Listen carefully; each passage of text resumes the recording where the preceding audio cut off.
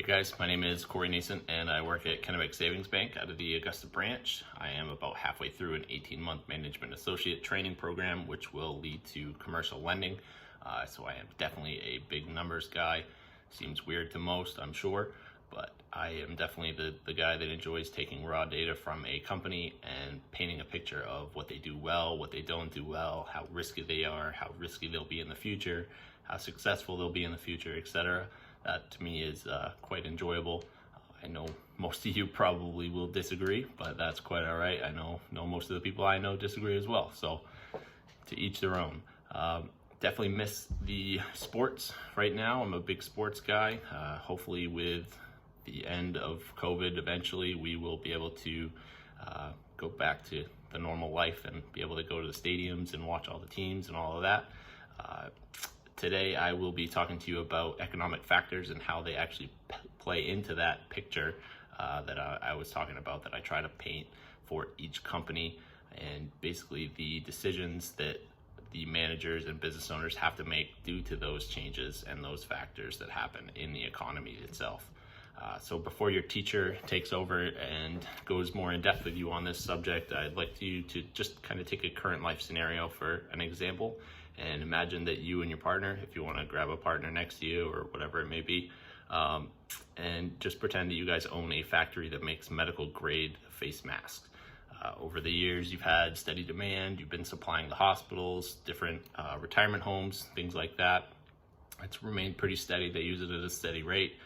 So you're all figured out. You have the perfect path, the perfect amount of product in demand, all weighed out. So you're good to go. I have a few scenarios I want you to use that company in. If you would just imagine these scenarios and talk about how it may affect your business, what you might do to correct that, and just kind of go from there with your partner.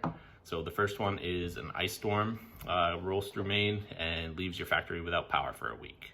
What would you do? The federal government passes a new bill that substantially increases taxes on a facility like yours. What do you do in that scenario? Crash of the economy leads to your customers no longer being able to afford to buy your mask, or sales drop. What do you do in that scenario? How about new technology coming out that is a better version of the mask that you make, and somebody else starts making it and they're taking your business? How do you change to adapt to that situation? And then one final scenario, which is pretty current life, COVID-19. You're going from your typical hospitals and different rehabilitation centers or whatever it may be that is currently buying your masks to everyone in the country wanting a mask. How do you adapt to that scenario? So as you take those scenarios, you're getting more into the mindset of the economic factors that can change the landscape of your business, and you understand more of what managers and business owners go through on a daily basis, trying to predict the unpredictable, basically. Preparing for those scenarios so that you don't end up going bankrupt or that you don't lose your company. So as you go through this competition, remember that you may not know everything up front. You may not have all the pieces to your puzzle. You may have to find out things as you go. That's just part of owning a business, and that's part of making those decisions. You definitely need to take those decisions, roll with the punches really, and kind of figure out the best path for you. So it's been a pleasure talking to you guys. I hope that you very much enjoy the Titan Challenge. I know I do. I wish I could be there with you, but hopefully next year that'll change.